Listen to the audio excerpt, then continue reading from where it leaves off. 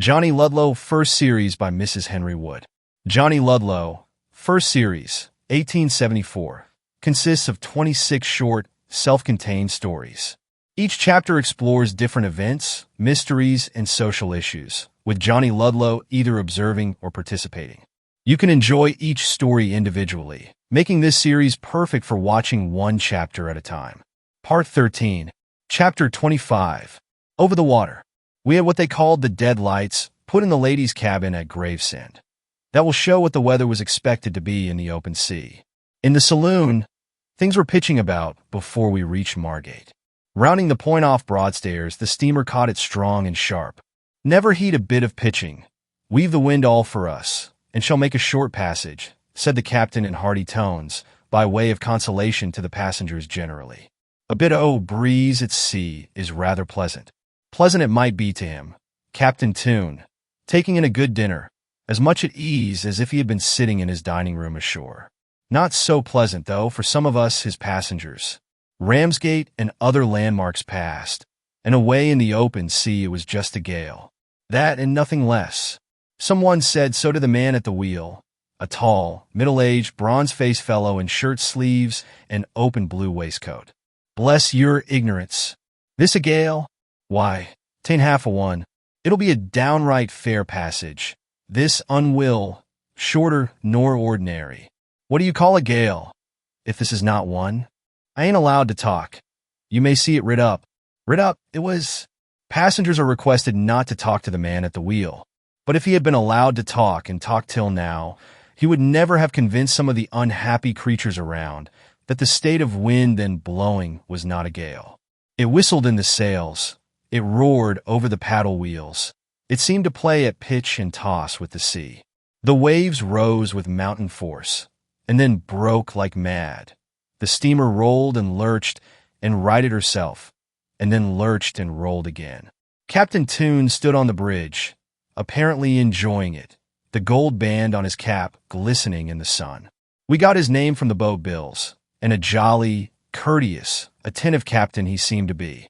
But for the pitching and tossing and general discomfort, it would have been called beautiful weather. The air was bright, the sun as hot as it is in July, although September was all but out. Johnny Ludlow. The voice, Mr. Brandon's, was too faint to be squeaky. He sat amidships on a camp stool, his back against the cabin wall, or whatever the boarding was, wrapped in a plaid. A yellow handkerchief was tied over his head, partly to keep his cap on, partly to protect his ears. The handkerchief hid most of his face, except his little nose, which looked pinched and about as yellow as the silk. "Did you call me, sir? I wish you'd see if you can get to my tail pocket, Johnny. I've been trying this 10 minutes, and do nothing but find my hands hopelessly entangled in the plaid. There's a tin box of lozenges there. Do you feel ill, sir?" I asked as I found the box and gave it to him. Never was ill at sea in my life, Johnny, in the way you mean. But the motion always gives me the most frightful headache imaginable. How are you? The less said about how I was, the better. All I hoped was he wouldn't keep me talking. "Where's the squire?" he asked. I pointed to a distant heap on the deck, from which groans came forth occasionally, and just managed to speak in answer. "He seems uncommonly ill, sir." Well, he would come, you know, Johnny. Tell him he ought to take. What he ought to take was lost in the rush of a wave which came dashing over us. After all, I suppose it was a quick and good, though rough passage, for Boulogne-sur-Mer was sighted before we thought for. As the stiller I kept, the better there was nothing to do but to sit motionless and stare at it. You'll never guess what was taking us across the channel. Old Brandon called it from the first a wild goose chase. But go, the squire would. He was after that gentleman who had played havoc with many people's hearts and money, who had, so to say, scattered ruin wholesale, Mr. Clement Pell. Not a trace had the public been able to obtain as to the direction of the Pell's flight. Not a clue to the spot in which they might be hiding themselves. The weeks had gone on since their departure. August passed into September. September was passing. And for all that could be discovered of them, they might as well never have existed. The committee for winding up the miserable affairs raged and fumed and pitted, and wished they could just put their hands on the man who had wrought the evil. Squire Toddetly raged and fumed also on his own score, but none of them were any the nearer finding Pell. In my whole life, I had never seen the squire so much put out. It was not altogether the loss of the 200 pounds he had been, as he persisted in calling it, swindled out of. It was the distress he had to witness daily around him. I do think nothing would have given him more satisfaction than to join a mob in administering lynch law to Clement Pell, and to tar and feather him first. Before this happened, the squire had talked of going to the seaside, but he would not listen to a word on the subject now. Only to speak of it put him out of temper. Todd was away. He received an invitation to stay with some people in Gloucestershire who had good game preserves, and was off the next day. And things were in this lively state at home. The squire grumbling, Mrs. Toddetly driving about with one or other of the children in the mild donkey cart, and I fit to eat my head off with having nothing to do, when some news arrived of the probable sojourning place of the Clement Pells. The news was not much, and perhaps hardly to be relied on. Mr. and Mrs. Sterling at the court had been over to Paris for a fortnight, taking the baby with them. I must say that Mrs. Sterling was always having babies, if anyone cares for the information. Before one could walk, another was sure to arrive. And not only the baby had been to Paris, but the baby's nursemaid, Charlotte. Old Brandon, remarking upon it, said he'd rather travel with half a score of mischievous growing boys than one baby. And they were about the greatest calamity he could think of. Well, in coming home, the Sterling party had, to make the short crossing, put themselves on board the Folkestone boat at Boulogne, and the nursemaid was sitting on deck with the baby on her lap, when, just as the steamer was moving away, she saw, or thought she saw, Constance Pell standing on the shore a little apart from the people gathered there to watch the boat off. Mrs. Sterling told the nurse she must be mistaken, but Charlotte held to it that she was not. As chance had it, Squire Toddetly was at the court with old Sterling when they got home, and he heard this. It put him into a commotion.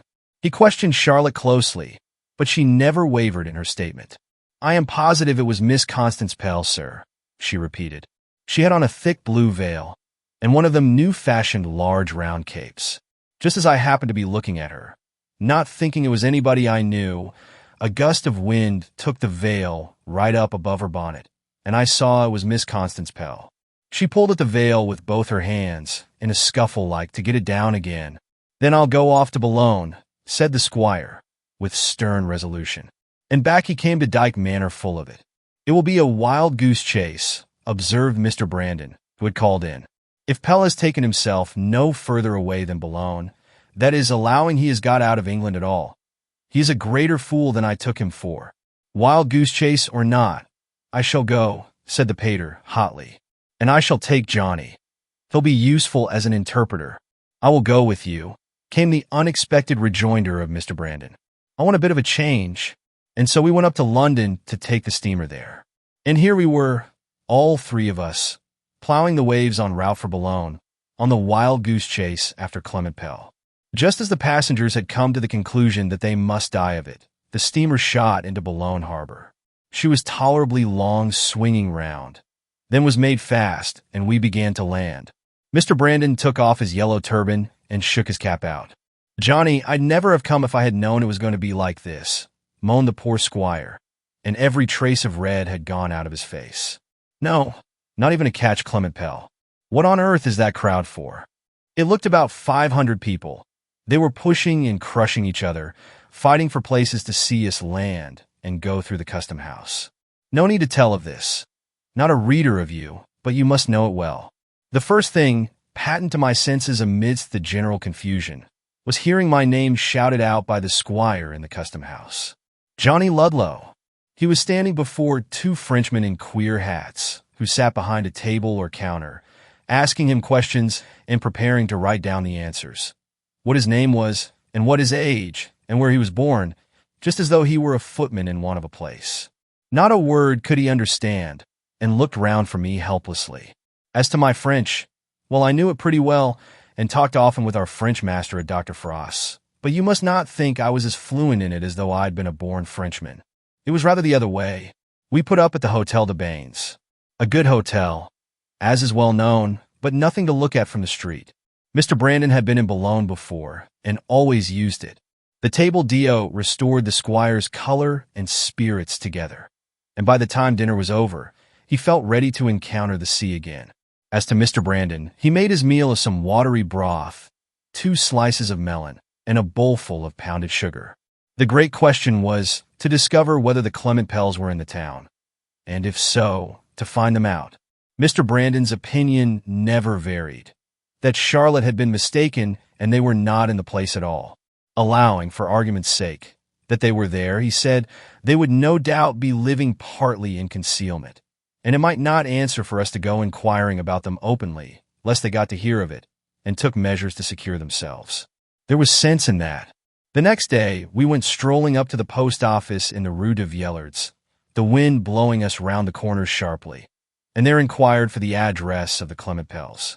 The people were not very civil, stared as if they'd never been asked for an address before, and shortly affirmed that no such name was known there. "Why, of course not," said old Brandon quietly, as we strolled down again. "They wouldn't be in the town under their own name, if they are here at all, and there would lie the difficulty. That wind, that the man at the wheel had scoffed at when called a gale, had been at any rate the beginning of one. It grew higher and higher, chopping round to the southwest, and for 3 days we had it kindly.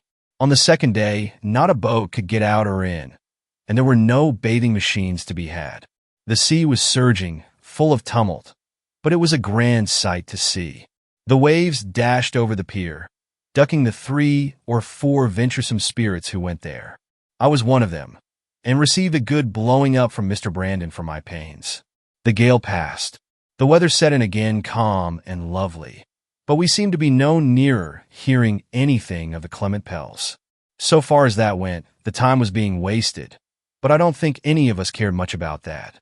We kept our eyes open, looking out for them, and asked questions in a quiet way, at the établissement where the dancing went on, at the libraries, and of the pew women at the churches. No success, and time went on to the second week in October. On account of the remarkably fine weather, the season and amusements were protracted. One Friday morning I was sitting on the pier in the sunshine, listening to a couple of musicians who appeared there every day. He had a violin, she played a guitar, and sang Figaro. An old gentleman by me said he had heard her sing the same song for nearly a score of years past. The town kept very full, for the weather was more like summer than autumn. There were moments, and this was one of them, that I wished more than ever Todd was over.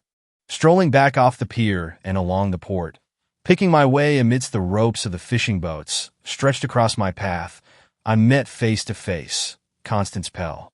The thick blue veil, just as Charlotte had described it, was drawn over her bonnet, but something in her form struck me, and I saw her features through the veil. She saw me too, and turned her head sharply towards the harbor. I went on without notice, making believe not to have seen her. Glancing round presently, I saw her cross the road and begin to come back on the other side by the houses. Knowing that the only chance was to trace her home, and not to let her see I was doing it, I stopped before one of the boats and began talking to a fisherman, never turning my head towards her at all. She passed quickly onto the long street, once glancing back at me.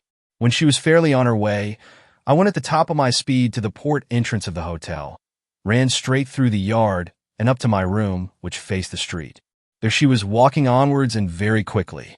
Closed by the chemist's shop at the opposite corner, she turned to look back, no doubt looking after me, and no doubt gratified that I was nowhere to be seen. Then she went on again. Neither the squire nor Mr. Brandon was in the hotel that I could find, so I had to take the matter in hand myself, and do the best I could. Letting her get well ahead, I followed cautiously. She turned up the Grande Rue, and I turned also, keeping her in view. The streets were tolerably full, and though she looked back several times, I am sure she did not see me. Up the hill of the Grande Rue, past the vice-consulate, under the gateway of the upper town, through the upper town itself, and out by another gateway. I thought she was never going to stop. Away further yet, to the neighborhood of a little place called Macatra, but I am not sure that I spell the word properly.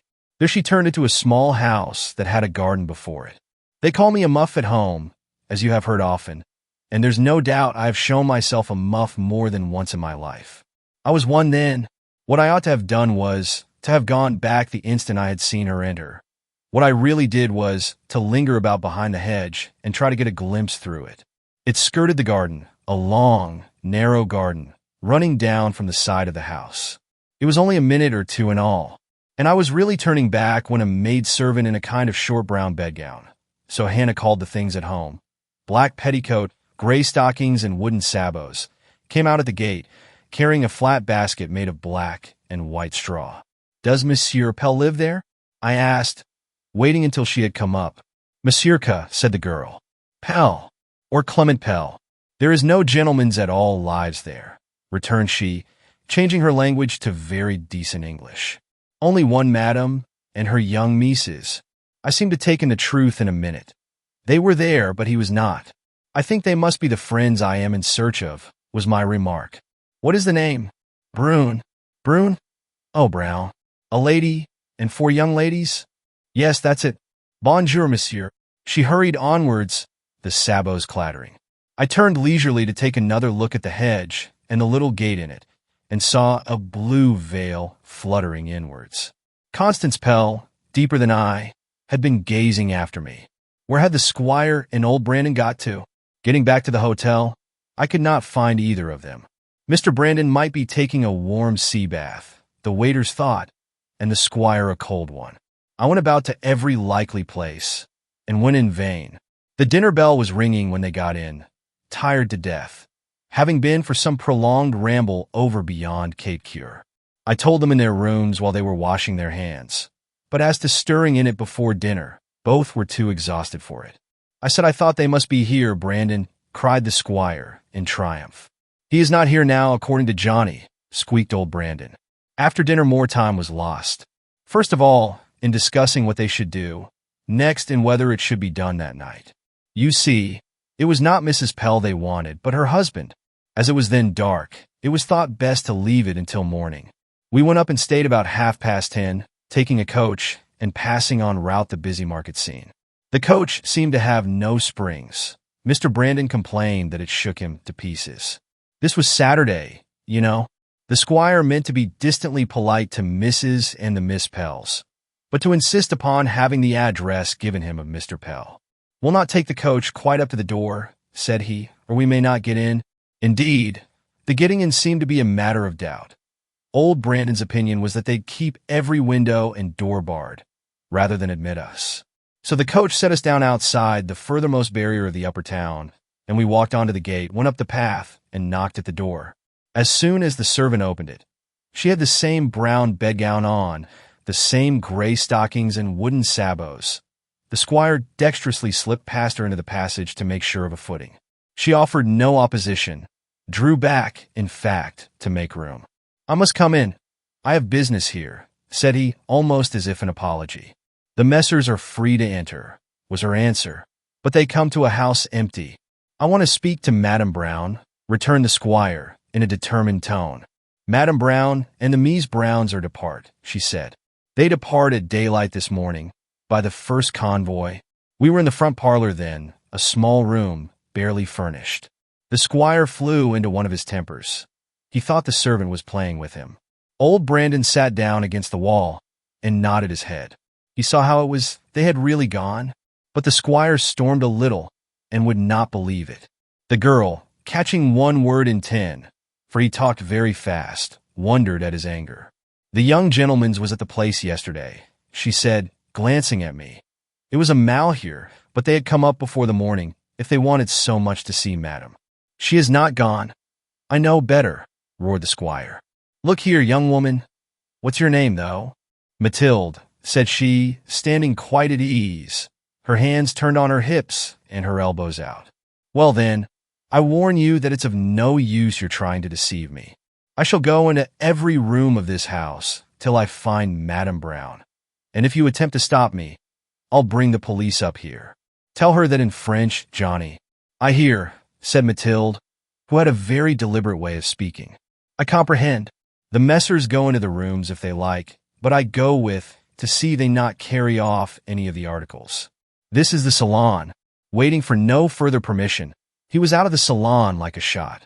Mr. Brandon stayed nodding against the wall. He had not the slightest reverence for the squire's diplomacy at any time. The girl slipped off her sabots and put her feet into some green worsted slippers that stood in the narrow passage. My belief was she thought we wanted to look over the house with a view to taking it. It was small, but great enough for a salon manger, she said, showing the room behind. A little place that had literally nothing in it but an oval dining table, some matting, and 6 common chairs against the walls. Upstairs were 4 bedrooms bare also. As to the fear of our carrying off any of the articles, we might have found a difficulty in doing so. Except beds, chairs, drawers, and wash-hand stands, there was nothing to carry. Mrs. Brown and the Miss Browns were not there, and the rooms were in as much order as if they had not been occupied for a month. Mathilde had been at them all the morning. The squire's face was a picture when he went down. He began to realize the fact that he was once more left in the lurch. "It is much health up here, and the house fine," said the girl, leaving her shoes in the passage side by side with the sabots, and walking into the salon in her stockings, without ceremony. "And if the Messrs thought to let it, and would desire to have a good servant with it, I would be happy to serve them me. I sleep in the house, or at home, as my patrons please, and I very good to make the kitchen, and I—" "So you have not found them," interrupted old Brandon, sarcastically. The squire gave a groan. He was put out, and no mistake. Mathilde, in answer to questions, readily told all she knew. About 6 weeks ago, she thought it was, but no, it must be 7. Now she remembered. Madame Brown and the 4 Miss Browns took this house of the proprietor, one Monsieur Bourgeois, marchand d'épicerie, and engaged her as servant, recommended to Madame by M. Bourgeois. Madame and the young ladies had lived very quietly, giving but little trouble, entrusted her to do all the commissions at the butcher's and elsewhere, and never questioned her fidelity in the matter of the sous received in change at market. The previous day, when she got home with some pork and sausages, which she was going after when the young gentleman spoke to her, nodding to me, Madame was all bouleversée. First because Mies Constance had been down to the town, which Madame did not like her to do. Next because of a letter. At this point the squire interrupted. Did she mean to imply that the ladies never went out? No, never, continued Mathilde. Madame found herself not strong to walk out, and it was not proper for the young demoiselles to go walk without her, as the Messrs would doubtless understand. But Mies Constance had ennui with that, and 3 or 4 times she had walked out without Madame's knowing. Yesterday, par exemple, Madame was storming at her when she, Mathilde, came home with the meat, and the young ladies, her sisters, stormed at her. There, enough of that, snapped the squire. What took them away? That was the letter, resumed the girl in her deliberate manner. It was the other thing that letter was that had contributed to Madame's bouleversement. The letter had been delivered by hand, she supposed, while she was gone to the pork shop. It told Madame the triste news of the illness of a dear relative, and Madame had to leave at once in consequence. There was confusion. Madame and the young ladies packing, and she, Mathilde, when her dinner had been cooked and eaten, running quick for the proprietor, who came back with her. Madame paid him up to the end of the next week, when the month would be finished, and that was all. Old Brandon took up the word. Mr. Brown, he was not here at all, was he? Not at all, replied Mathilde. Madame's fancy figured to her he might be coming one of these soon days. If so, I refer him to M. Bourgeois. Refer him for what? Nay, I not ask, monsieur. For the information I conclude of where Madame go and why she go. Madame talked to the proprietor with the salon doors shut. So that was all we got. Mathilde readily gave M. Bourgeois' address, and we went away. She had been civil through it all, and the squire slipped a franc into her hand. From the profusion of thanks he received in return, it might have been a Louis d'Or. Monsieur Bourgeois' shop was in the upper town, not far from the convent of the Dames Ursulines. He said, speaking from behind his counter while weighing out some coffee, that Madame Brown had entrusted him with a sealed letter to Monsieur Brown in case he arrived. It contained, Madame had remarked to him, only a line or 2 to explain where they had gone, as he would naturally be disappointed at not finding them, and she had confided the trust to him that he would only deliver it into M. Brown's own hand. He did not know where Madame had gone. As M. Bourgeois did not speak a word of English, or the squire a word of French, it's hard to say when they would have arrived at an explanation, left to themselves. "Now look here," said Mr. Brandon in his dry but uncommonly clear-sighted way as we went home. "Clement Pell's expected here. We must keep a sharp watch on the boats." The squire did not see it. "As if he'd remain in England all this time, Brandon. We don't know where he has stayed. I have thought all along he was as likely to be in England as elsewhere. There's no place a man's safer in, well concealed. The very fact of his wife and daughters remaining in this frontier town would be nearly enough to prove that he was still in England." "Then why on earth did he stay there?" retorted the squire. "Why has he not got away before?" "I don't know. Might fear there was danger perhaps in making the attempt. He has lain perdu in some quiet corner, and now that he thinks the matter has partly blown over and the scent is less keen, he means to come over. That's what his wife has waited for." The squire seemed to grasp the whole at once. "I wonder when he will be here?" "Within a day or two, you may be sure, or not at all," said Mr. Brandon with a nod. "She'll write to stop his coming, if she knows where to write to. The sight of Johnny Ludlow has startled her. You were a great muff to let yourself be seen, young Johnny." "Yes, sir, I know I was." "Live and learn," said he, bringing out his tin box. "One cannot put old heads upon young shoulders." Sunday morning. After breakfast, I and Mr. Brandon were standing under the porte-cochere, looking about us. At the banking house opposite, at a man going into the chemist's shop with his hand tied up, at the marchand de coco with his gay attire and jingling bells and noisy tra-la-la. At anything, in short, there might be to see, and so while away the half-hour before church time. The squire had gone strolling out, saying he should be back in time for service. People were passing down towards the port, little groups of them in twos and threes, apart from the maid-servants in their white caps, who were coming back from Mass.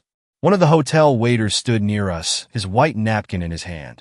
He suddenly remarked, with the easy affability of the French of his class, which, so far as I know, and I have seen more of France since then, never degenerates in a disrespect, that some of these people might be expecting friends by the excursion boat, and were going down to see it come in. "What excursion boat?" asked Mr. Brandon of the waiter, quicker than he generally spoke. "One from Ramsgate," the man replied. It was to leave the other side very early, so as to get to Boulogne by 10 o'clock, and to depart again at 6 in the afternoon. Mr. Brandon looked at the speaker, and then at me. Putting his hand on my shoulder, he drew me towards the port, charging the waiter to be sure and tell Mr. Toddetly when he returned that we had gone to see the Ramsgate boat come in. It was past 10 then. "If Clement Pell comes at all, it will be by this excursion boat, Johnny," said he impressively as we hurried on. "Why do you think so, Mr. Brandon?" "Well, I do think so. The people who make excursion trips are not those likely to know him, or of whom he would be afraid. He will conceal himself on it amongst the crowd. It is Sunday also, another reason. What flag is that up on the signal post by the pier house, Johnny? Your eyes are younger than mine. It is the red one, sir, for a steamer in sight. She is not in yet then. It must be for her. It's hardly likely there would be another one coming in this morning. There she is," I exclaimed, for at that moment I caught sight in the distance of a steamer riding on close up to the harbor mouth, pitching a little in her course. "Run you on, Johnny," said Mr. Brandon in excitement. "I'll come as quickly as I can, but my legs are not as fleet as yours.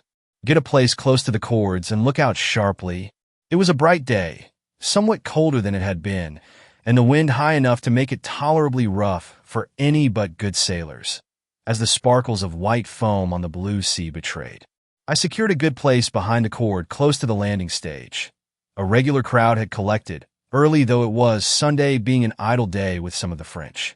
The boat came in, was being moored fast below us, and was crowded with pale faces.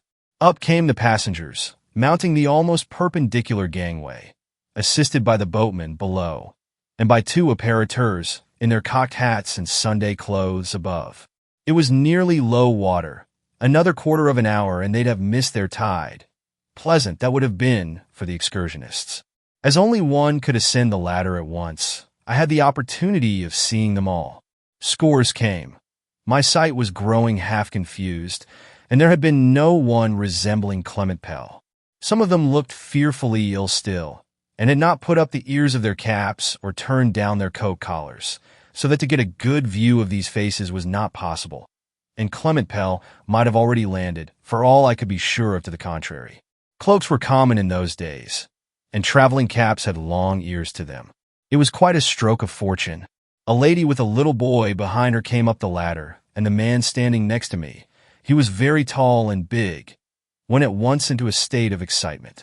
"Say toy, mas sir," he called out. She turned at the voice, and a batch of kissing ensued.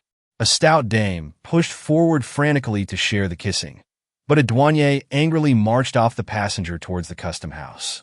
She retorted on him not to be so difficile, turned round, and said she must wait for her other little one. Altogether, there was no end of chatter and commotion. I was eclipsed and pushed back into the shade. The other child was appearing over the top of the ladder then, a mite of a girl, her face held close to the face of the gentleman carrying her. I supposed he was the husband. He wore a cloak, his cap was drawn well over his eyebrows, and very little could be seen of him but his hands and his nose. Was he the husband? The mother, thanking him volubly in broken English for his politeness in carrying up her little girl, would have taken her from him, but he motioned as if he would carry her to the custom house, and stepped onward, looking neither to the left nor right. At that moment my tall neighbor and the stout dame raised a loud greeting to the child, clapping their hands and blowing kisses. The man put out his long arm and pulled at the sleeve of the young one's pelisse. It caused the gentleman to halt and look round. Enough to make him. Why, where had I seen the eyes? They were close to mine and seemed quite familiar. Then remembrance flashed over me. They were Clement Pell's. It is almost the only thing about a man or a woman that cannot be disguised, the expression of the eyes. Once you are familiar with anyone's eye and have learned its expression by heart, the soul that looks out of it, you cannot be mistaken in the eye, though you meet it in a desert and its owner be disguised as a cannibal. But for the eyes, I should never have known him, got up, as he was with false red hair. He went straight on instantly, not suspecting I was there, for the two had hidden me. The little child's face was pressed close to Mr. Pell's as he went on. A feeling came over me that he was carrying it, the better to conceal himself. As he went into the custom house, I pushed backwards out of the crowd, saw Mr. Brandon, and whispered to him. He nodded quietly, as much as to say he thought Pell would come. "Johnny, we must follow him, but we must not let him see us on any account. I dare say he is going all the way up to Macatra, or whatever you call the place." Making our way round to the door by which the passengers were let out, we mixed with the mob and waited. The custom house was not particular with Sunday excursionists, and they came swarming out by dozens. When Pell appeared, I jogged Mr. Brandon's elbow. The touters, proclaiming the merits of their respective hotels and thrusting their cards in Pell's face, seemed to startle him, for he shrank back. Comprehending the next moment, he said no, passed on to the carriages, and stepped into one that was closed. The driver was a couple of minutes at least, taking his orders. Perhaps there was some bother, the one jabbering French, the other English. But the coach drove off at last. "Now then, Johnny, for that other closed coach. We shall have to do without church this morning. Mind you make the coachman understand what he is to do. Sauve cette voiture que vient de partir. Mais pas trop près." The man gave back a hearty "Oui, monsieur," as if he understood the case. It was a slow journey. The first coach did not hurry itself, and took byways to its destination. It turned into the Rue de la Coupe, opposite our hotel, went through the Rue de El Hospital, and thence to regions unknown. All I knew was, we went up a hill worse than that of the Grande Rue, and arrived circuitously at Macatra. Mr. Brandon had stretched his head out as we passed the hotel, but could not see the squire. "It's his affair, you know, Johnny. Not mine." Clement Pell got out at his gate and went in. We followed cautiously, and found the house door on the latch, Mathilde having probably forgotten to close it after admitting Mr. Pell. They stood in the salon, Mathilde in a handsome light chintz gown and white stockings and shoes, for she had been to 9 o'clock Mass. He with a strangely perplexed, blank expression on his face as he listened to her explanation. "Yes, monsieur, it is sure they are depart. It is but the morning of yesterday. The proprietaire, he have the letter for you that madame confide to him. He tiens voici encore C.S. Messrs." Surprise at our appearance must have caused her change of language. Clement Pell gave one look at us and turned his face to the window, hoping to escape unrecognized. Mr. Brandon ordered me to the English church in the upper town, saying I should not be very late for that, and told Mathilde he did not want her. I shall make the little promenade and meet my bon ami, observed Mathilde, independently, as I proceeded to do as I was bid. And what took place between the two we left can only be related at second hand. Now, Mr. Pell, will you spare me your attention? Began Mr. Brandon.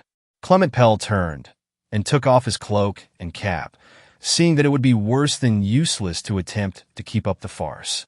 With the red wig on his head and the red hair on his face, no unobservant man would then have recognized him for the great ex-financier.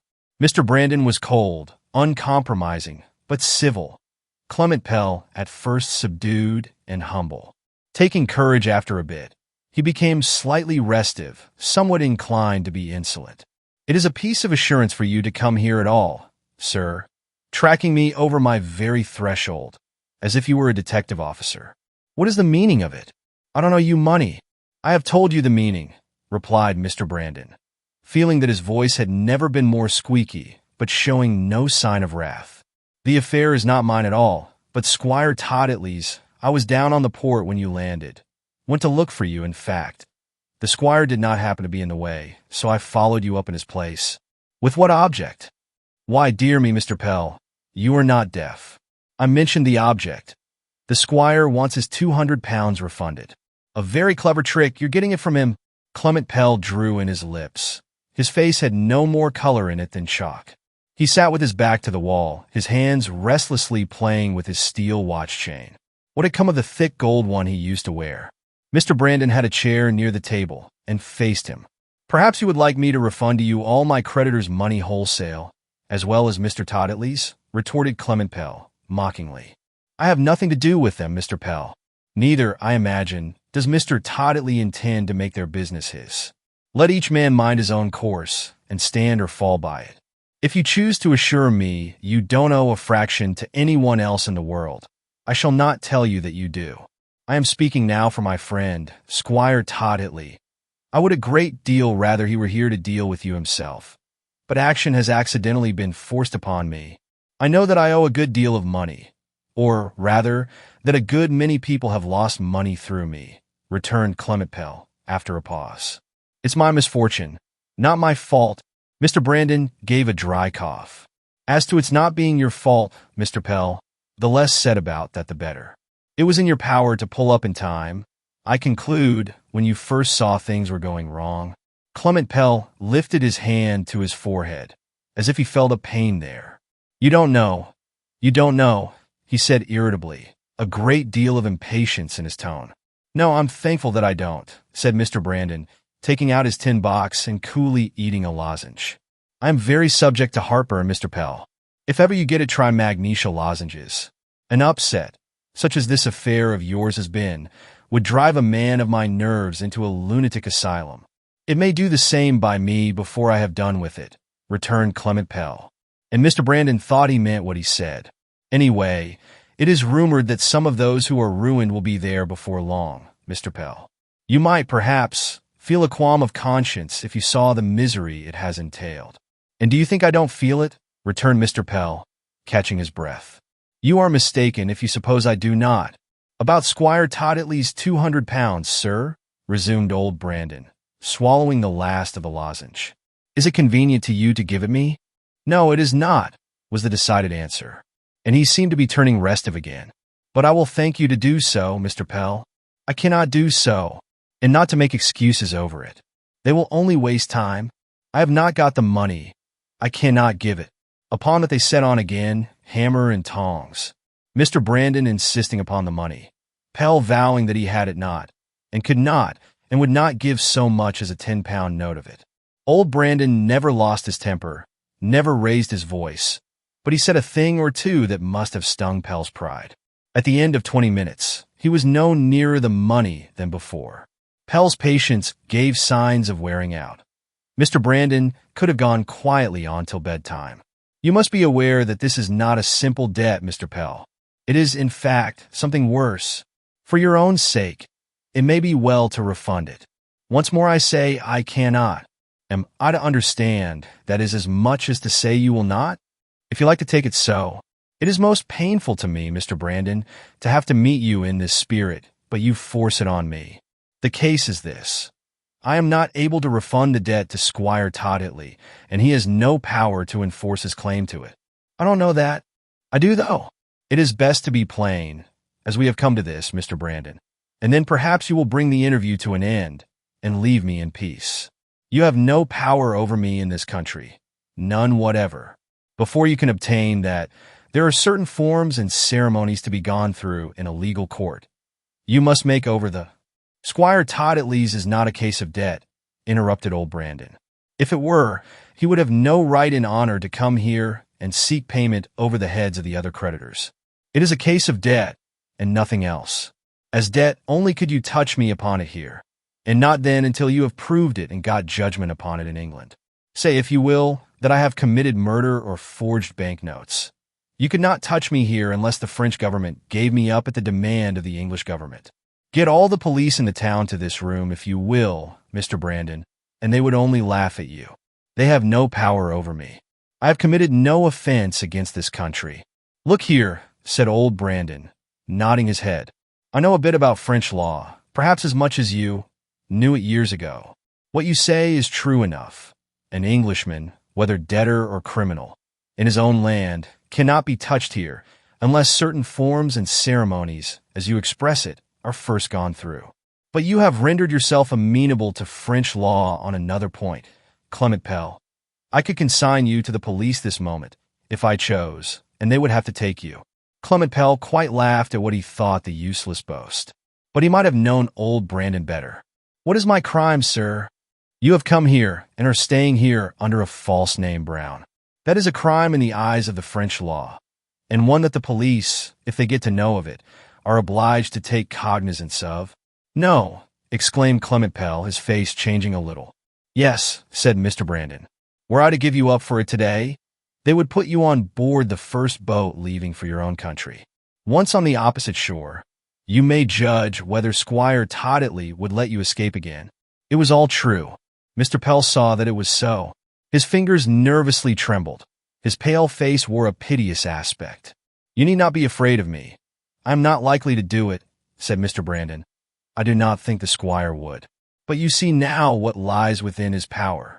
Therefore I would recommend you to come to terms with him. Clement Pell rubbed his brow with his handkerchief. He was driven into a corner. I have told you truth, Mr. Brandon, in saying that I am not able to repay the £200. I am not. Will he take half of it? I cannot tell. I have no authority for saying that he will. Then I suppose he must come up here. As it has come to this, I had better see him. If he will accept £100 and undertake not to molest me further, I will hand it over to him. It will leave me almost without means. But you have got me in a hole. Stay a moment, a thought strikes me. Are there any more of my creditors in the town at your back, Mr. Brandon? Not that I am aware of. I have seen none. On your honor? Mr. Brandon opened his little eyes and took a stare at Pell. My word is the same as my honor, sir. Always has been and always will be. I beg your pardon. A man, driven to my position, naturally fears an enemy at every corner. And if my enemies were to find me out here, they might be too much for me. Of course they would be, assented Mr. Brandon, by way of comfort. Will you go for Squire Todd-Hitley? What is done must be done today, for I shall be away by the first train in the morning. Shrewd old Brandon considered the matter before speaking. By the time I get back here with the squire, you may have already taken your departure, Mr. Pell. No, on my honor. How should I be able to do it? No train leaves the town before 6 tonight. The water is low in the harbor, and no boat could get out. As it has come to this, I will see Squire Todd-Hitley, and the sooner the better. I will trust you, said Mr. Brandon. Time was when I was deemed more worthy of trust, perhaps was more worthy of it, and tears involuntarily rose to his eyes. Mr. Brandon, believe me, no man has suffered by this as I have suffered. Do you think I did it for pleasure? Or to afford myself wicked gratification? No, I would have forfeited nearly all my remaining life to prevent the smash. My affairs got into their awful state by degrees, and I had not the power to retrieve them. God alone knows what the penalty has been to me, and what it will be to my life's end. I can picture it pretty tolerably, Mr. Pell. No one can picture it, he returned with emotion. Look at my ruined family, the position of my sons and daughters. Not one of them can hold up their heads in the world again without the consciousness that they may be pointed at as the children of Clement Pell, the swindler. What is to be their future? How are they to get along? You must have heard many a word of abuse applied to me lately, Mr. Brandon. But there are few men on this earth more in need of compassion than I, if misery and suffering can bring the need. When morning breaks, I wish the day was done. When night comes, I toss and turn and wonder how I shall live through it. I am sorry for you, said Mr. Brandon, moved to pity, for he saw how the man needed it. Were I you, I would go back home and face my debts. Face the trouble, and in time you may be able to live it down. Clement Pell shook his head hopelessly. Had it been dead alone, he might never have come away. The sequel to all this had yet to come. Perhaps some of you may guess it. Mr. Brandon pounced upon the squire as he was coming out of church in the Rue du Temple, and took him back in another coach. Arrived at the house, they found the door fast. Mathilde appeared presently, arm in arm with her sweetheart, a young man in white boots with earrings in his ears. Was M. Brown of Depart? She repeated, in answer to the squire's impulsive question. But no, certainly he was not. And she gave them the following information. When she returned after midday, she found M. Brown all impatience, waiting for her to show him the way to the house of Monsieur Bourgeois, that he might claim Madame's letter. When they reached the shop, it had only the fille de boutique in it. Monsieur the patron was out making a promenade. The fille de boutique said he might be home possibly for the shutting up at 2 o'clock. Upon that, M. Brown decided to make a little promenade himself until 2 o'clock, and Mathilde, she made a further promenade on her own account, and had now come up before 2 to get the door open. Such was her explanation. If the gentlemen would be at the pains of sitting down in the salon, without doubt M. Brown would not long retard. They sat down. The clock struck 2. They sat on, and the clock struck 3. Not until then did any thought arise that Clement Pell might not keep faith with them. Mathilde's freely expressed opinion was that M. Brown, being strange to the town, had lost himself. She ran to the grocer's shop again, and found it shut up. Evidently no one was there. 4 o'clock, 5 o'clock, and no Mr. Brown. They gave him up then. It seemed quite certain that he had given them the slip. Starving with hunger, exploding with anger, the squire took his wrathful way back to the hotel. Mr. Brandon was calm and sucked his magnesia lozenges. Clement Pell was a rogue to the last. There came to Mr. Brandon the following morning, through the Boulogne post office, a note, on which he had to pay 5 sous. It was from Clement Pell, written in pencil. He said that when he made the agreement with Mr. Brandon, never a thought crossed him of not keeping faith. But that while he was waiting about for the return of the grocer who held his wife's letter, he saw an Englishman come off the ramparts, a creditor who knew him well and would be sure to deliver him up, were it in his power, if he caught sight of him. It struck him, Clement Pell, with a panic. He considered that he had only one course left open to him, and that was to get away from the place at once and in the quietest manner he was able. There was a message to Mr. Todd to the effect that he would send him £100 later if he could. Throughout the whole letter ran a vein of despairing sadness, according with what he had said to Mr. Brandon, and the squire's heart was touched. After all, Brandon, the fellow is to be pitied. It's a frightful position, enough to make a man lose heart for good and all. I'm not sure that I should have taken the £100 from him. That's more than probable, returned old Brandon drily. It remains a question, though, in my mind, whether he did see the creditor and did take a panic, or whether both are not invented to cover his precipitate departure with the £100. How he got away from the town, we never knew. The probability was that he had walked to the first station after Boulogne on the Paris Railroad, and there taken the evening train. And whether he had presented himself again at Monsieur Bourgeois' shop, that excellent tradesman, who did not return home until 10 on Sunday night, was unable to say. Anyway, M. Bourgeois held the letter yet in safety. So the chances are that Mr. and Mrs. Pell are still dodging about the earth in search of each other, after the fashion of the wandering Jew. And that's a true account of our visit to Boulogne after Clement Pell. Mr. Brandon calls it to this hour a wild goose chase. Certainly it turned out a fruitless one. But we had a good passage back again. The sea is calm as a mill pond. Chapter 26. At Whitney Hall. It has often been in my mind to tell of John Whitney's death. You will say it is too sad and serious for a paper. But it is well to have serious thoughts brought before us at certain seasons. This is one of them, seeing that it's the beginning of a new year, and that every year takes us nearer to another life, whether we are old or whether we are young. 3. Some of them thought his illness might never have come on, but for an accident that happened. It is quite a mistake. The accident had nothing to do with the later illness. Sir John and Lady Whitney could tell you so as well as I. John was always one of those sensitive, thoughtful, religious boys that somehow don't seem so fit for earth as heaven. Now mind you, boys, cried Sir John to us at breakfast. There's just a thin coating of ice on the lake and ponds, but it won't bear. Don't any of you venture on it? We will not, sir, replied John, who was the most obedient son living. There's not much to be done in the way of outdoor sports when snow lies on the ground. Crowding round the children's playroom window later, all the lot of us, we looked out on a white landscape. Snow lodged on the trees, hid the grass in the fields, covered the hills in the distance. It's an awful sell, cried Bill Whitney and Todd nearly in a breath. No hunting, no shooting, and no nothing. The ponds won't bear. Snowballing's common. One might as well lie in bed.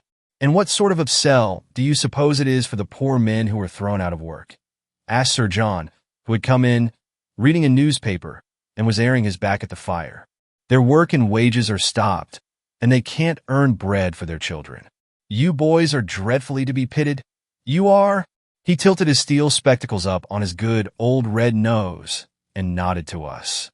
Harry, the pert one of the family, answered, Well, Papa, and it is a settler for us boys to have our fun spoiled. As to the working men, oh, they're used to it. Sir John stared at him for a full minute. If I thought you said that from your heart, Mr. Harry, I'd order you from my presence. No son of mine shall get into the habit of making unfeeling speeches, even in jest. Sir John meant it. We saw that Harry's words had really vexed him. John broke the silence. Papa, if I should live to be ever in your place, he said in his quiet voice that somehow always had a tone of thoughtfulness in it. Even when at play with the rest of us at Old Frost's, I shall make a point of paying my laborers' wages in full this wintry time, just the same as though they worked. It is not their fault that they are idle. Sir John started at him now. What do you mean by, if you live, lad? John considered. The words had slipped from him without any special thought at all. People use such figures of speech. It was odd, though, when we came to remember it a long while afterwards, that he should have said it just that one day. I recollect a frost that lasted 14 weeks, boys, said Sir John. That was in 1814. They held a fair on the Thames. We heard and roasted an oxhole on it. Get a frost to last all that time, and you'd soon tire of paying wages for nothing, John. But, Father, what else could I do, or ought I to do? I could not let them starve, or break up their poor homes by going into the workhouse. I should fear that sometime, in return, God might break up mine. Sir John smiled. John was so very earnest always when he took up a serious matter. Letting the question drop, Sir John lowered his spectacles and went out with his newspaper. Presently we saw him going round to the farmyard in his greatcoat and beaver gaiters. John sat down near the fire and took up a book he was fond of, Sintram. This was old Christmas Day. Todd and I had come over to Whitney Hall for a week, and 2 days of it were already gone.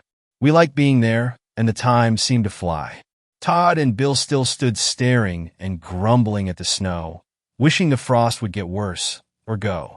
Harry went out whistling. Helen sat down with a yawn. Anna, there's a skein of blue silk in that work bag behind you. Get it out and hold it for me to wind. Anna, who was more like John in disposition than any of them, always good and gentle, got the silk, and they began to wind it. In the midst of it, Harry burst in with a terrific shout, dressed up as a bear, and trying to upset everyone. In the confusion, Anna dropped the silk on the carpet, and Helen boxed her ears. John looked up from his book. You should not do that, Helen. What does she drop the silk for? Then, careless thing, retorted Helen, who was quick in temper. "Once soil that light shade of blue, and it can't be used. You mind yourself, John." John looked at them both. At Helen, taking up the silk from the floor. At Anna, who was struggling to keep down her tears under the infliction because Todd was present. "She wouldn't have minded me." John said no more. He had a very nice face without much color in it, dark hair, and large gray-blue eyes that seemed to be always looking out for something they did not see. He was 16 then, upright and slender. All the world like John Whitney. Later on in the day, we were running races in the broad walk that was so shady in summer. The whole of us. The high laurel hedges on either side had kept the snow from drifting, and it hardly lay there at all. We gave the girls a third of the run, and they generally beat us. After an hour of this, tired and hot, we gave in and dispersed different ways. John and I went towards the lake to see whether the ice was getting thicker, talking of school and school interests as we went along. Old frost grounds were in view, which naturally put us in mind of the past, and especially of the great event of the half-year, the sad fate of Archie Hearn. "Poor little Hearn," he exclaimed. "I did feel his death, and no mistake. That is, I felt for his mother. I think, Johnny, if I could have had the chance offered me, I would have died myself to let him live." "That's easier said than done. If it came to the offer, Whitney." "Well, yes, it is. She had no one but him, you see. And to think of her coming into the school that time and saying she forgave the fellow, whoever it was. I've often wondered whether Barrington had cause to feel it. She's just like her face, Whitney good. I've hardly ever seen a face I like as much as Mrs. Hearn's." John Whitney laughed a little. They all did at my likes and dislikes of faces. "I was reading a book the other day, Johnny. See that poor little robin," he broke off. "It looks starved, and it must have its nest somewhere. I have some biscuit in my pocket." It came into my head, as he dived into his pocket and scattered the crumbs, that he had brought the supply out for these stray birds. But if I write forever, I could not make you understand the thoughtfulness of John Whitney. "Hark, Johnny. What's that?" Cries, screams, sobs. We were near the end of the walk then, and rushed out. Anna met us in a dreadful state of agitation. Charlie was in the lake. Whitney caught the truth before I did, and was off like a shot. The nurse, Willis, was dancing frantically about at the water's edge. The children roared. Willis said Master Charles had slipped onto the ice surreptitiously when her back was turned, and had gone souse in. John Whitney had already plunged in after his little brother. His coat, jacket, and waistcoat were lying on the bank. William Whitney and Todd, hearing the noise, came rushing up. "Mama sent me to tell Nurse they had been out long enough, and were to come in," sobbed Anna, shaking like a leaf. While I was giving her the message, Charlie fell in. "Oh, what will be done?" That was just like Anna. Helen would have been cool as a cucumber. Done? Why? John had already saved him. The ice, not much thicker than a shilling, and breaking when never touched, hardly impeded him at all. Bill and Todd knelt down and lent hands, and they were landed like a couple of drowned rats, Charlie howling with all his might. John, always thoughtful, wrapped his great coat round the lad, and the other two went off with him to the house. John caught a cold, not very much of one. He was hot, you see, when he plunged in, and he had only his jacket to put on over his wet clothes to walk home in. Not much of a cold, I say, but he never seemed to be quite the same after that day, and when all was over they would date his illness back from it. Old Featherstone physicked him, and the days passed on. "I can't think why John should be so feverish," Lady Whitney would remark. His hands would be hot, and his cheeks scarlet, and he did not eat.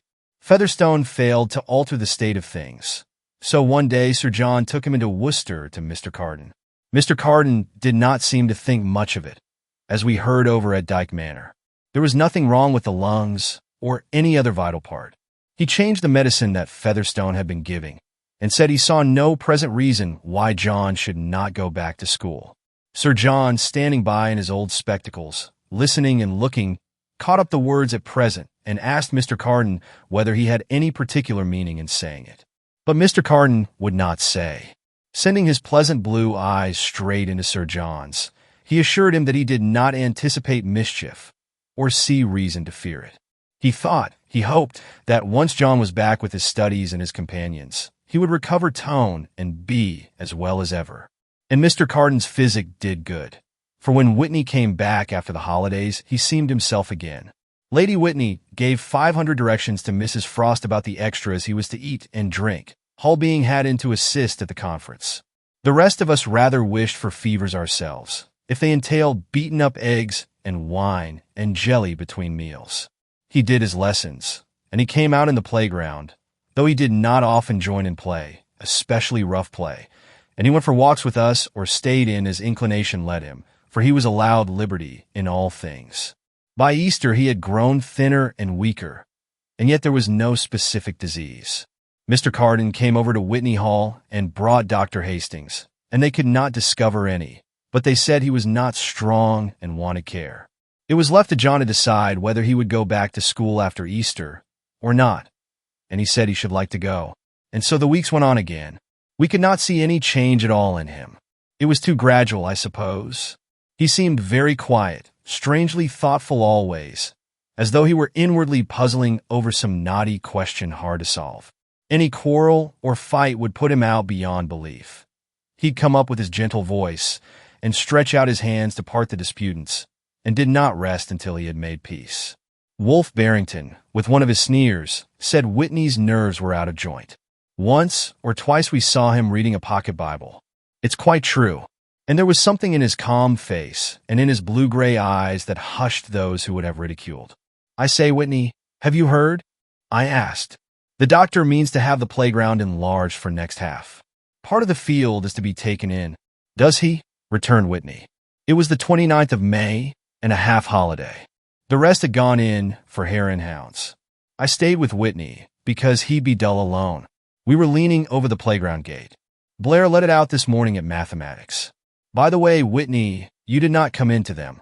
I did not feel quite up to mathematics today, Johnny. I'm glad it's going to be done, though. Or not you. It won't make much difference to me, I expect. I shall not be here. Not here. I don't think so. His chin rested on his hands above the gate. His eyes were gazing out straight before him, looking, as I said before, for something they did not see. Do you think you shall be too ill to come next half, Whitney? Yes, I do. Are you feeling worse? I asked after a minute or two, taken up with staring at the sky. That's what they're always asking me indoors, he remarked. It's just this, Johnny. I don't feel worse from day to day. I cannot say any one morning that I feel a shade worse than I did the previous one. But when I look back a few weeks or months, say for example, to the beginning of the half or at Easter, and remember how very well I was then, compared with what I am now, I know that I must be a great deal worse. I cannot do now what I did then. Why? I quite believe I might have gone in for hare and hounds then, if I had chosen. Fancy my trying it now. But you don't have any pain? None. I'm only weak and tired, always feeling to want to lie down and rest. Every bit of strength and energy has gone out of me, Johnny. You'll get well? I said hastily. I'm sure I don't know. Don't you wanna? It was his cool answer made me ask it. Why, of course I do. Well then, I'll tell you, Johnny Ludlow. There is a feeling within me, and I can't say why it's there or whence it comes, that's always saying to me I shall not get well. At least, whenever I think about it. It seems just as though it were telling me that instead of getting well it will be just the opposite. What a dreadful thing to have, Whitney. It must be like a fellow going about with a skeleton. Not at all dreadful. It never frightens me or worries me. Just as the rest of you look forward naturally to coming back here and living out your lives to be men and all that, so I seem not to look to it. The feeling is nothing bad at all about it. If it had, I dare say it would not be there. I stood on the small gate and took a swing. It pained me to hear him say this. I suppose you mean, Whitney, that you may be going to die?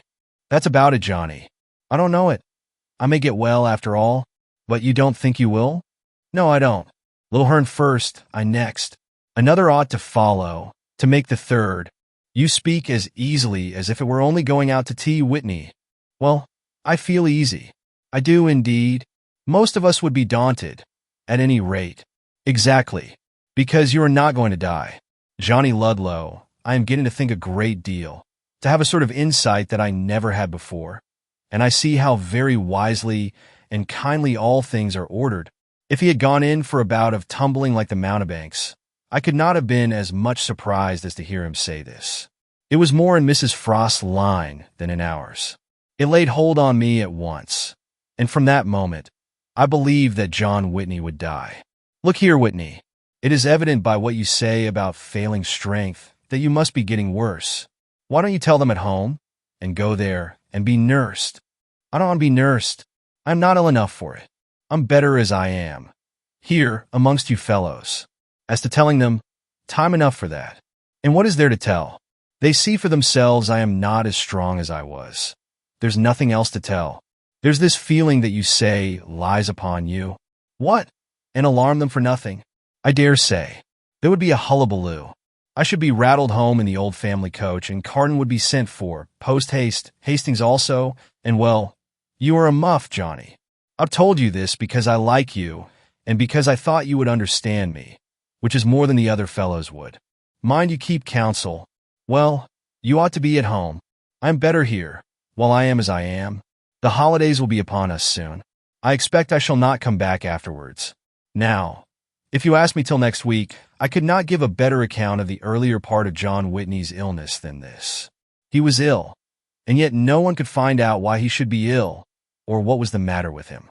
Just about this time, Featherstone took up the notion that it was liver, and dosed him for it. For one thing, he said Whitney must ride out daily, good hard riding.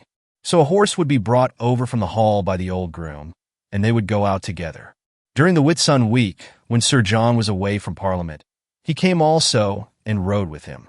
But no matter whether they went slow or fast, Whitney would come back ready to die from the exertion. Upon that, Featherstone changed his opinion and said riding must be given up. By the time the midsummer holidays came, anyone might see the change in Whitney. It struck Mrs. Frost particularly when he went in to say goodbye to her. For the last time, I think, he said in a low tone, but with a smiling countenance, as she stood holding his hand. Mrs. Frost knew what he meant, and her face, always so pale and delicate, went red. I trust not, she answered. But God knows what is best. Oh yes, and we do not. Farewell, dear Mrs. Frost. Thank you truly for all your care and kindness. The tears stood in her eyes. She was to be the next one to go from us, after John Whitney. Wolfe Barrington stood at the door as he passed. Good luck to you, Whitney, said he carelessly. I'd throw all those nerves of yours over, if I were you, before I came back again. Whitney turned back and held out his hand. Thank you, Barrington, he replied in his kind, truthful voice. You wish me well, I know. Good luck to you in all ways, and I mean it with my whole heart. As to nerves, I do not think I possess any, though some of you have been pleased to joke about it. They shook hands, these two, little thinking that in one sense the life of both would soon be blighted. In a short time, only a few weeks, Wolfe was to be brought nearer to immediate death than even John Whitney. Not until he was at home and had settled down among them did his people notice the great change in him.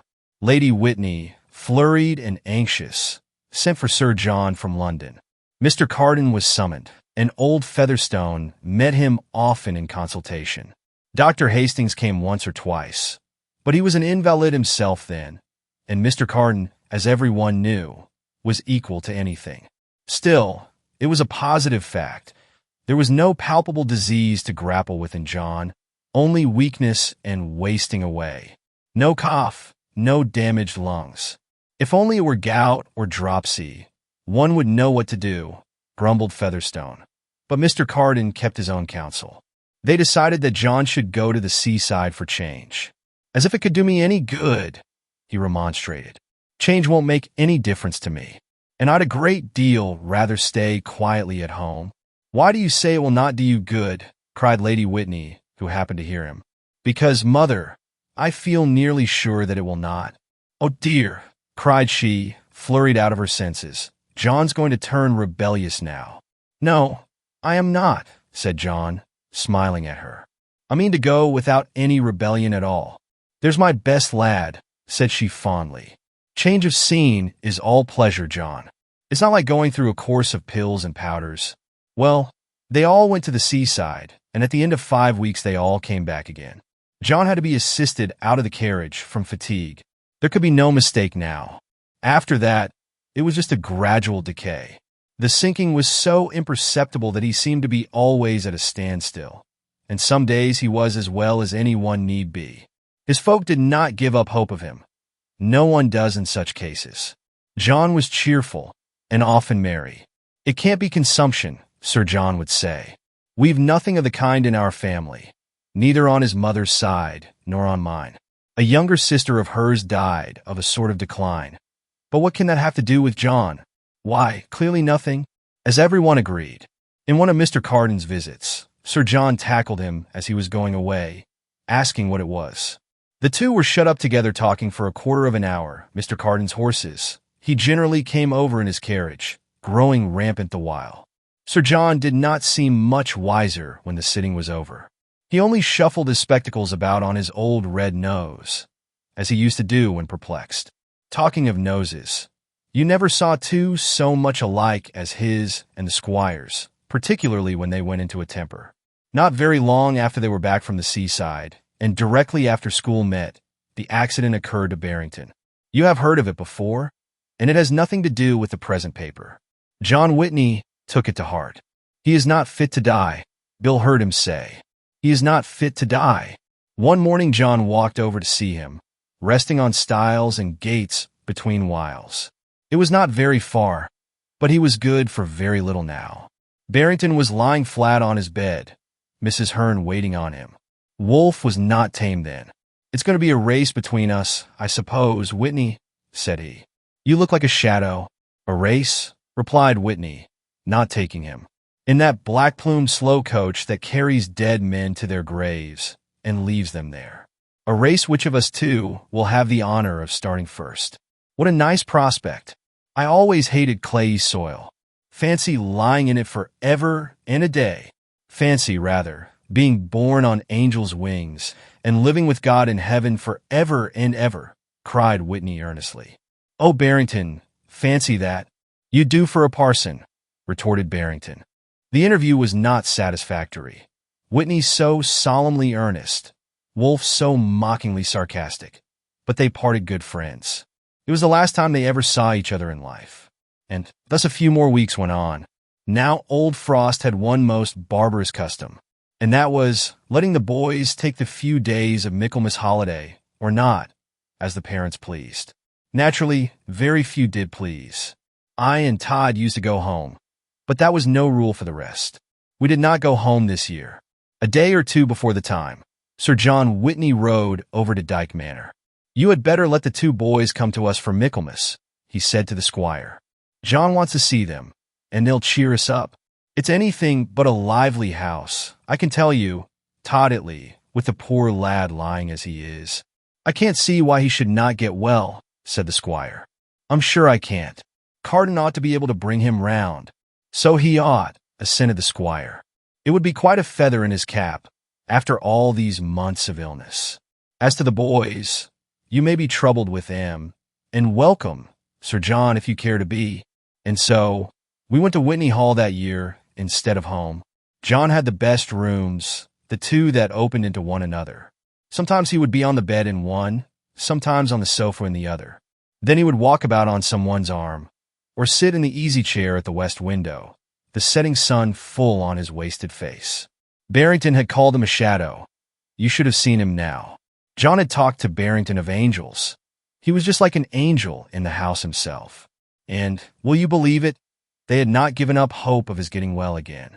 I wonder the doctors did not tell Lady Whitney the plain truth, and have done with it. But to tell more professional truth than they can help is what doctors rarely put themselves out of the way to do. And still, the shadow of the coming death lay on the house. In the hushed voices and soft tread of the servants, in the subdued countenances of Sir John and Lady Whitney, and in the serious spirit that prevailed, the shadow might be seen. It is good to be in such a house as this, for the lessons learnt may take fast hold of the heart. It was good to hear John Whitney talk, and I never quite made out whether he was telling of dreams or realities. Todd was out of his element, as much so as a fish is out of water. He had plenty of sympathy with John, would have made him well at any sacrifice to himself. But he could not do with the hushed house, in which all things seemed to give way to that shadow of the coming presence. Todd, in his way, was religious enough, more so than some fellows are, but dyeing beds he did not understand, and would a great deal rather have been shooting partridges than be near one. He and Bill Whitney, who was just as uncomfortable as Todd, used to get off anywhere whenever they could. They did not forget John. They would bring him all kinds of things: flowers, fruit, blackberries as big as Willis's thimble, and the finest nuts off the trees. But they did not care to sit long with him. John was awake one afternoon, and I was sitting beside him. He sat in his easy chair at the window, as he liked to do at this hour when the evening was drawing on. The intensely serene look that for some time now had taken possession of his face, I had never seen surpassed in boy or man. "How quiet the house is, Johnny," he said, touching my hand. "Where are they all?" "Helen and Anna went out to ask after Mrs. Frost and Barrington. And the boys, but I think you know it, have gone with Sir John to Evesham. You wouldn't call the house quiet, John, if you could hear the row going on in the nursery." He smiled a little. "Charlie's a dreadful Turk. None of us elder ones were ever half as bad. Where's the mother?" "Half an hour ago, she was shut up with some visitors in the drawing room." "It's those Miss Clutterbucks, John. They always stay long enough to hold a county meeting." "Is Mrs. Frost worse? That the girls have gone to ask after her," he resumed. "I think so. Harry said Dr. Frost shook his head about her when they saw him this morning." "She'll never be strong," remarked John. "And perhaps the bother of the school is too much for her. Hall takes a good deal of that, you know. But Hall cannot take the responsibility, the true care of the school. That must lie on Mrs. Frost." What a beautiful sky it was. The sun was nearing the horizon. Small clouds, gold and red and purple, lay in the west, line above line. John Whitney sat, gazing in silence. There was nothing he liked so much as looking at these beautiful sunsets. "Go and play for me, will you, Johnny?" The piano was at the far end of the room in the shade. "My playing is really nothing. It was nothing to speak of then. It is nothing to speak of now. But it is soft and soothing, and some people like it." John could play a little himself, but it was too much exertion for him now. They had tried to teach Bill. He was kept hammering at it for half a year, and then the music master told Sir John that he'd rather teach a post. So Bill was released.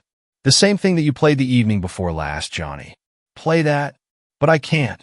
It was only some rubbish out of my own head, made up as I went along." "Make up some more then, old fellow."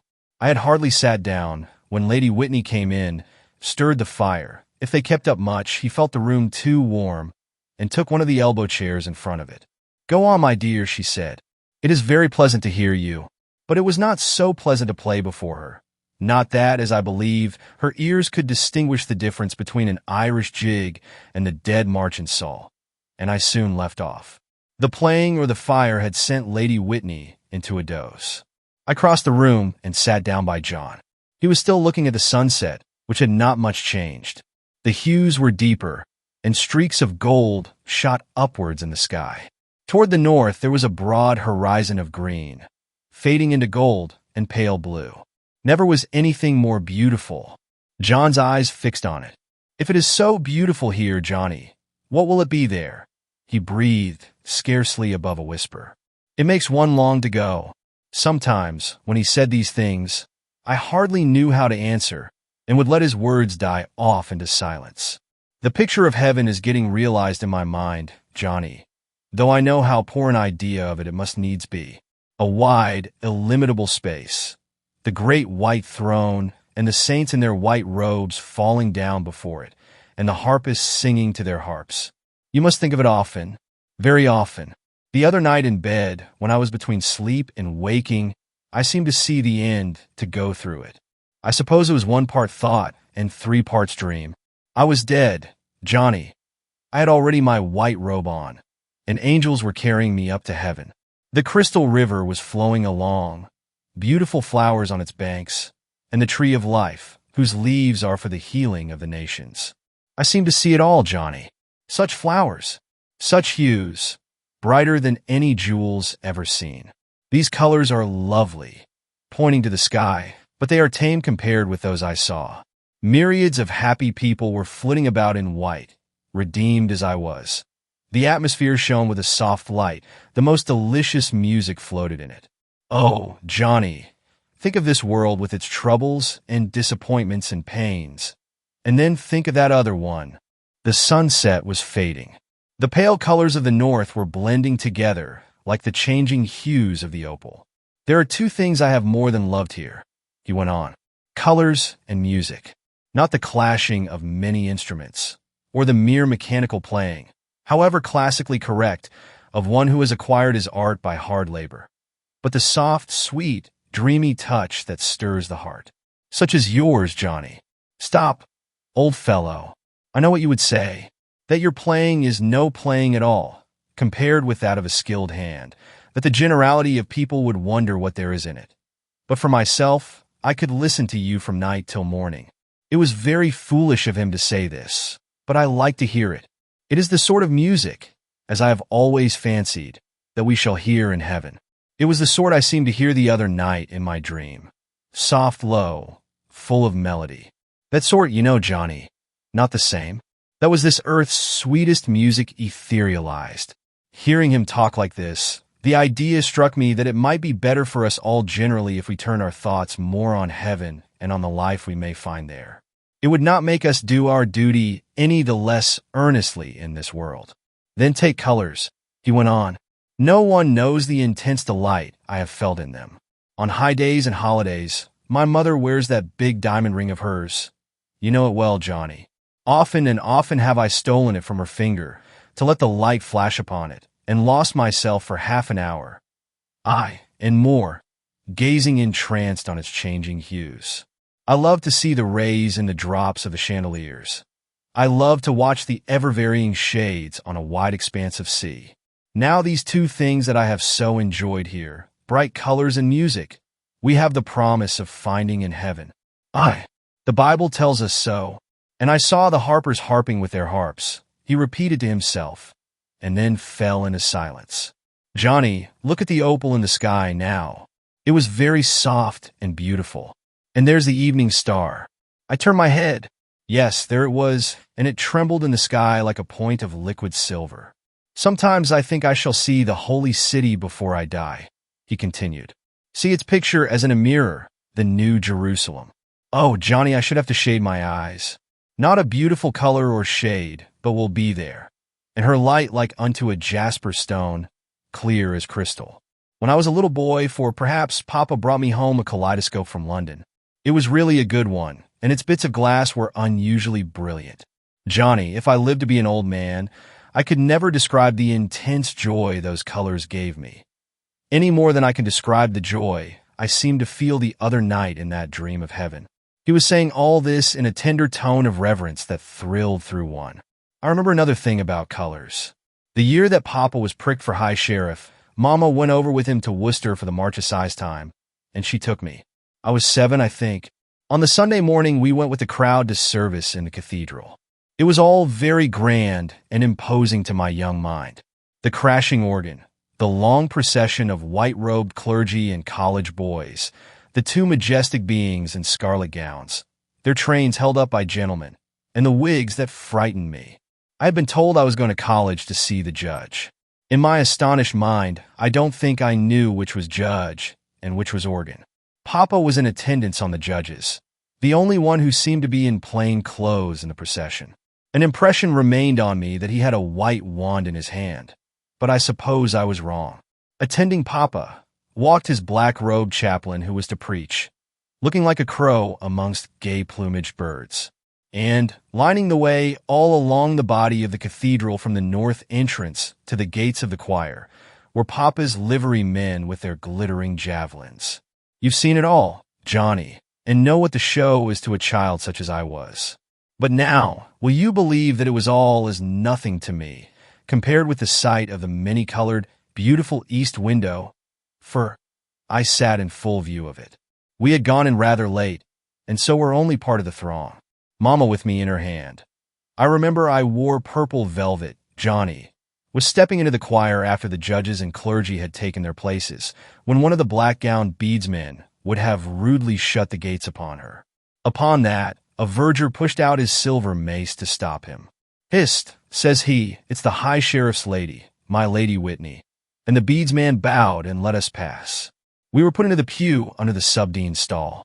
It was Winnington Ingram, I think, who was subdean then, but I am not sure. Whoever it was did not sit in the subdean's stall, but in the next to it, for he had given that up, as was customary, to one of the judges. With the great wig flowing down right upon my head, as it seemed, and the subdean's trencher sticking over the cushion close to it, I was in a state of bewilderment, and they were some way through the litany. The cathedral service at Worcester began with the litany. Then, you remember, as they had early morning prayers, before I ventured to look up at all. As I did so, the colors of the distant east window flashed upon my dazzled sight. Not dazzled with the light, Johnny, though it was a sunny day, but with the charm of the colors. What it was to me in that moment I could never describe. That window has been abused enough by people who call themselves connoisseurs in art. But I know that to me it seemed as the very incarnation of celestial beauty. What with the organ, and the chanting, and the show that had gone before, and now this sight to illuminate it, I seemed to be in paradise. I sat entranced, unable to take my fascinated eyes from the window. The pew faces it, you know, and were I to live forever, I can never forget that day, or what it was to me. This will show you what colors have been to me here, Johnny. What, then, will they be to me in heaven? How well you remember things. I always did things that make an impression on me, he answered. A quiet, thoughtful child does so. You were thoughtful yourself. True, or I don't suppose I could have written these papers. The light in the sky faded out as we sat in silence. John recurred to his dream. I thought I saw the Savior, he whispered. I did indeed. Over the crystal river, and beyond the white figures and the harps, was a great light.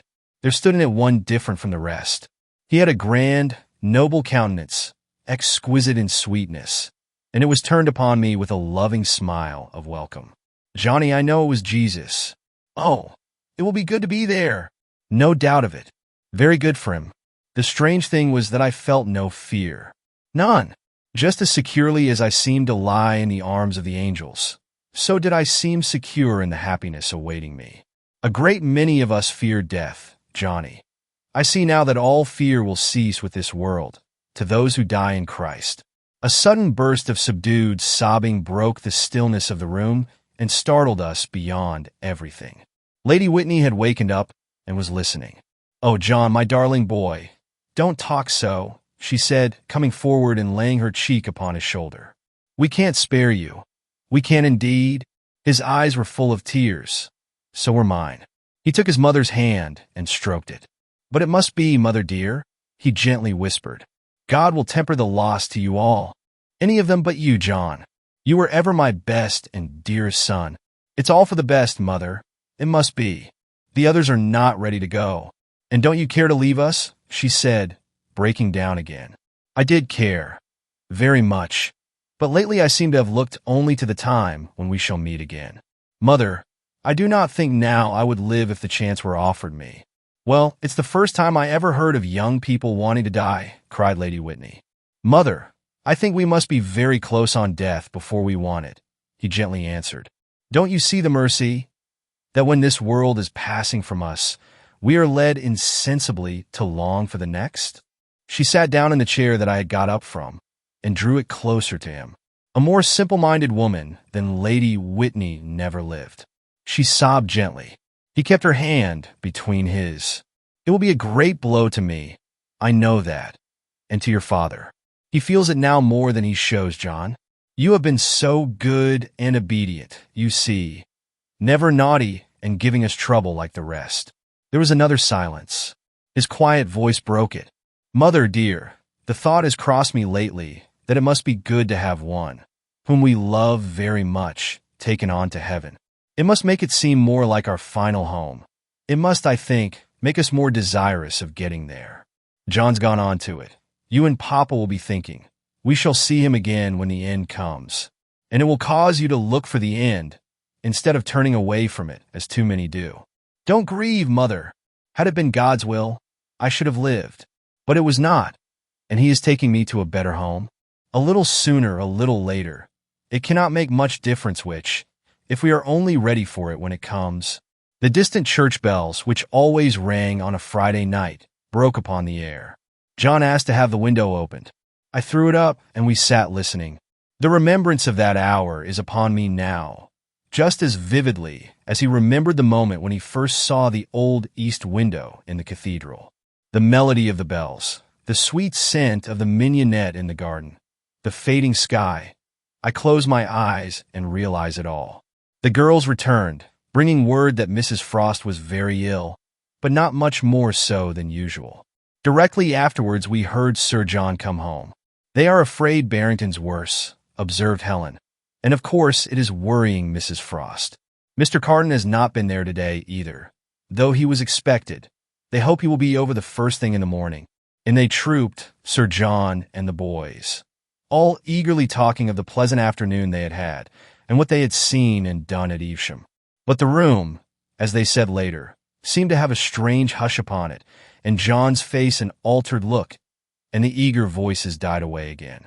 John was the one to read the chapter that night. He asked to do so, and chose the 21st of Revelation. His voice was low, but quite distinct and clear. Without pausing at the end, he went on to the next chapter, which concludes the Bible. "Only think what it will be, Johnny," he said to me later, following up our previous conversation. "All manner of precious stones, all sorts of glorious colors. Better even," with a smile, "than the great east window." I don't know whether it surprised me or not to find the house in commotion when I woke the next morning and to hear that John Whitney was dying. A remarkable change had certainly taken place in him. He lay in bed, not insensible, but almost speechless. Breakfast was scarcely over when Mr. Carden's carriage drove in. He had been with Barrington, having started from Worcester at day dawn. John knew him and took his hand and smiled. "What's to be done for him?" questioned Sir John, pointing to his son. Mr. Carden gave one meaning look at Sir John, and that was all. Nothing more of any kind could be done for John Whitney. "Goodbye, Mr. Carden, goodbye," said John as the surgeon was leaving. "You have been very kind. Goodbye, my boy." "It is so sudden, so soon, you know, Carden," cried poor Sir John as they walked downstairs together. "You ought to have warned me that it was coming." "I did not know it would be quite so soon as this," was Mr. Carden's answer, and I heard him say it. John had visitors that day and saw them. Some of the fellows from Frost's, who came over when they heard how it was, Dr. Frost himself, and the clergyman. At dusk, when he had been lying quietly for some time, except for the restlessness that often ushers in death, he opened his eyes and began speaking in a whisper. Lady Whitney, thinking he wanted something, bent down her ear. But he was only repeating a verse from the Bible. "And there shall be no night there, and they need no candle, neither light of the sun, for the Lord God giveth them light, and they shall reign for ever and ever." Bill, who had his head on the bolster on the other side, broke into a hushed sob. It did not disturb the dying. They were John's last words. Quite a crowd went to his funeral. It took place on the following Thursday. Dr. Frost and Mr. Carden, and it's not so often he wasted his time going to a funeral, and Featherstone and the squire amongst them. Poor Sir John sobbed over the grave, and did not mind who saw and heard him, while they cast the earth on the coffin. Earth to earth, ashes to ashes, dust to dust, in sure and certain hope of the resurrection to eternal life.